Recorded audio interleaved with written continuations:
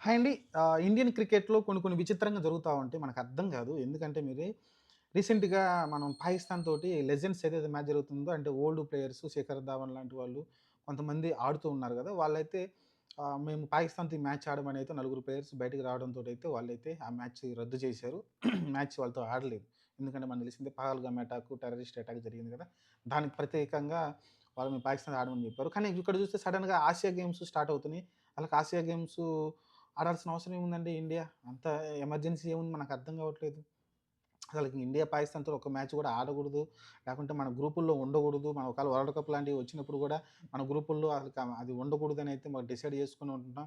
మన గ్రూప్‌లో లేకపోతే ఆటోమేటిక్‌గా వస్తే సెమీఫైనల్‌లో ఎక్కడో ఫైనల్‌లో కలుస్తాం తప్ప మనకి ఇంక వేరే అవకాశం ఉండదు కాబట్టి అలా ప్లాన్ చేసుకుందాం అనుకున్నారు. కానీ ఇక్కడ చూస్తే మీకు ఆసియా కప్‌తో పెడుతున్నారు నాకు అర్థం కావట్లేదు. ఆసియా కప్ అంటే ఖచ్చితంగా మనకి శ్రీలంక, ఆఫ్ఘనిస్తాన్ ఇవే ఉంటాయి కాబట్టి మనం ఖచ్చితంగా పాకిస్తాన్ తోటి మ్యాచ్ ఉంది. పెట్టారు కూడా మీరు సెప్టెంబర్ 14 తారీఖున పాకిస్తాన్‌తో మ్యాచ్ ఉంది. సెప్టెంబర్ 9 నుంచి మ్యాచ్‌లు స్టార్ట్ అవుతున్నాయి ఆసియా కప్‌లో. ఇది నాకు తెలిసి డబ్బుల కోసం కక్కుర్తి పడుతుందా బీసీసీఐ ఏం చేస్తుందో అర్థం కావట్లేదు గానీ గవర్నమెంట్ కూడా దీనికి ఎందుకు ఒప్పుకుందో అర్థం కావట్లేదు. ఖచ్చితంగా ఇదైతే నాకు కరెక్ట్ కాదనిపిస్తుంది. అలాంటప్పుడు మరి మన లెజెండ్స్ గేమ్స్‌లో కూడా ఆడిస్తే అయిపోయేది కదా! దాన్ని పట్టించుకోకుండా స్పోర్ట్స్‌కి దానికి సంబంధం ఏంటని ఒక స్టేట్‌మెంట్ ఇస్తే అయిపోయేది. కానీ అలా గాకుండా మీరు డబ్బుల కోసం ఈ మ్యాచ్ నడుపుతున్నారనే మటుకు ఖచ్చితంగా తప్పే. ఇది ఖచ్చితంగా ప్రజల్లో ఒక వేరే సందేశాన్ని తీసుకున్నట్టు అనిపిస్తుంది. ఇదైతే నాకైతే నచ్చలేదండి. ఆహ్, చూడాలి మరి. ప్రస్తుతం అయితే అది గ్రూపులుగా అయితే ఉండదు. ఖచ్చితంగా ప్రతి టీమ్‌తో ఒక మ్యాచ్ అయితే ఆడే అవకాశం ఉంటుంది కాబట్టి అలా డిసైడ్ అయిపోయింది కదా! ఆసియా కప్ సెప్టెంబర్ 14 తారీఖున 10 నుంచి మొదటి మ్యాచ్ జరుగుతుంది. 14న పాకిస్తాన్ తోటి మన మ్యాచ్ అయితే ఉంది. చూద్దాం మరి ప్రస్తుతానికైతే ఇది సంచలనంగా మారింది. బీసీసీఐ తీసుకున్న నిర్ణయం పైనైతే.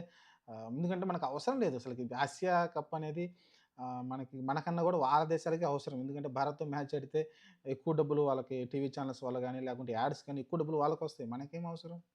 మనకు కావాలంటే వేరే ఇంకో టూర్ పెట్టుకోవచ్చు. ఇంకో టూర్ ఆ టైంలో.